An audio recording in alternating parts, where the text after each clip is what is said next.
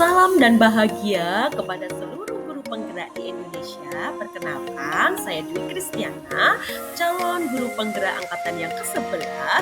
Pada kesempatan kali ini, saya akan memaparkan tentang koneksi antar materi modul 1.1 dan 1.2, yaitu mengenai filosofi pendidikan Ki Hajar Dewantara dan nilai dan peran guru penggerak.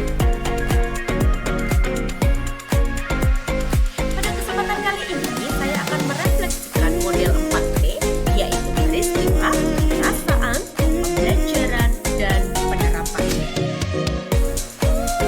Peristiwa, yaitu momen yang paling penting atau menantang atau yang mencerahkan bagi saya dalam proses pembelajaran modul 1.1 hingga modul 1.2 dan antara kaitan antara modul 1.1 dan modul 1.2 yang saya pahami pada saat ini. Momen yang paling penting atau menantang atau mencerahkan bagi saya dalam proses pembelajaran modul 1.1 adalah bagaimana ketika saya memahami maksud dari filosofi Ki Hajar Dewantara bahwa pembelajaran yang sebenarnya adalah berpihak kepada murid. Momen yang paling penting atau menantang atau bahkan mencerahkan bagi saya dalam proses pembelajaran di modul 1.2 adalah bagaimana saat saya mengetahui bahwa seorang guru penggerak tidak hanya bertugas untuk mendidik murid saja, namun juga diharapkan dapat menjalani kelima guru penggerak, yaitu sebagai pemimpin pembelajaran, coach bagi guru lain, pendorong kolaborasi, kepemimpinan murid, dan menggerakkan komunitas praktis.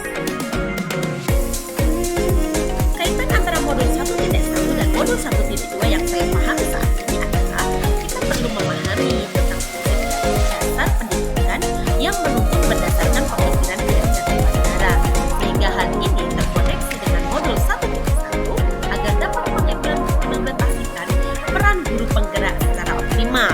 Selain itu juga mewujudkan tujuan pendidikan sebagai persemaian benih-benih kebudayaan yang berkaitan dengan nilai dan peran dari guru penggerak.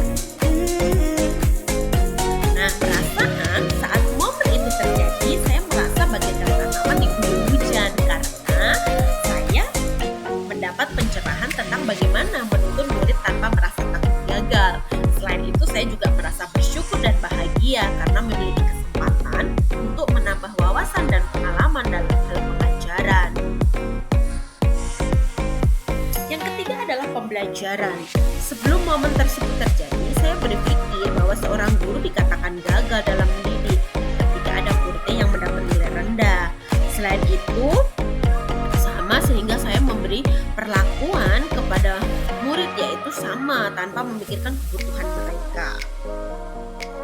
Nah, sekarang saya berpikir dan saya lebih tahu bahwa mendidik itu tidak hanya mentransfer ilmu semata, melainkan menuntun murid agar memiliki budaya pekerti yang luhur. Murid juga memiliki karakter yang beragam, jadi guru harus memberikan pengajaran yang berinovasi sesuai dengan kodrat zaman dan kodrat alamnya. Selain itu, guru juga harus memiliki peran dan nilai-nilai dari guru penggerak yang ada.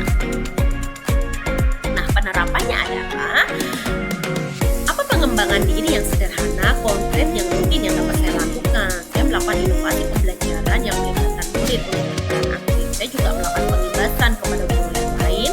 Saya juga perlu berbagai pelatihan mandiri serta bekerja sama dengan pihak-pihak lain untuk kemajuan dunia pendidikan. Terima kasih, salam guru penggerak. Kiranya video ini menginspirasi dan memotivasi kita semua sebagai calon guru penggerak untuk lebih lagi memajukan dunia pendidikan yang ada.